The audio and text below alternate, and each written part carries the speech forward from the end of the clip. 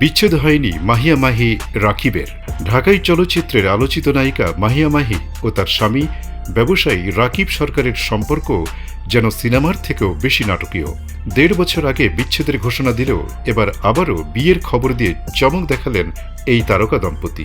শনিবার সামাজিক মাধ্যমে বিয়ের একটি পোস্ট শেয়ার করে মাহি লেখেন, গট ম্যারিড। তবে অবাক করার মতো বিষয় হল, যাকে তিনি বিয়ে করার কথা জানিয়েছেন তিনি আর কেউ নন, তারই দ্বিতীয় স্বামী রাকিব সরকার। মাহির পোস্টের কিছুক্ষণ পরই রাকিব সরকার নিজের প্রোফাইলে আপডেট দেন, ম্যারিড টু মাহিয়া মাহি। মুহূর্তেই পোস্টটি ভাইরাল হয়ে পড়ে এবং শুভেচ্ছার বন্যায় ভরে যায় মন্তব্যের ঘর। তবে সেখানে মজার এক ঘটনাও ঘটে। বিয়ের তারিখ নিয়ে দুজনের মধ্যে হালকা রসিকতা ও খুনসুটি দেখা যায়। রাকিবের দেয়া তথ্য অনুযায়ী তাদের বিয়ে হয় ২০২১ সালের ১২ সেপ্টেম্বর, অথচ গণমাধ্যমে সে সময় জানানো হয়েছিল বিয়ের দিন ১৩ সেপ্টেম্বর।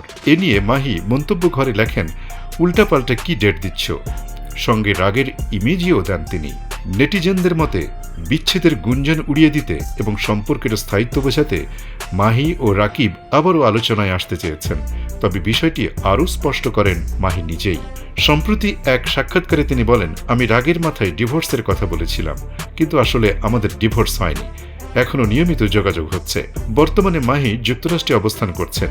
রাকিব সরকারের অবস্থান জানা না গেলেও হঠাৎ দুজনের একসঙ্গে তোলা একটি ছবি সামাজিক মাধ্যমে ভাইরাল হয়। ছবিটি ঘিরে নানা প্রশ্ন উঠলে মাহি জানান, ছবিটি আমরা ভারতে তুলেছিলাম, তখন প্রকাশ করিনি, কিন্তু এখন উইকিপিডিয়ায় আমাদের ডিভোর্স দেখানো হচ্ছে, তাই ভুল বোঝাবুঝি দূর করতে ছবিটি পোস্ট করেছি। ঢাকাই সিনেমার এই তারকা জুটি এর আগেও একাধিকবার সম্পর্ক ও ব্যক্তিজীবন নিয়ে আলোচনায় এসেছেন। তবে সাম্প্রতিক এই ঘটনা আবারও তাদের নামকে ট্রেন্ডের শীর্ষে তুলেছে।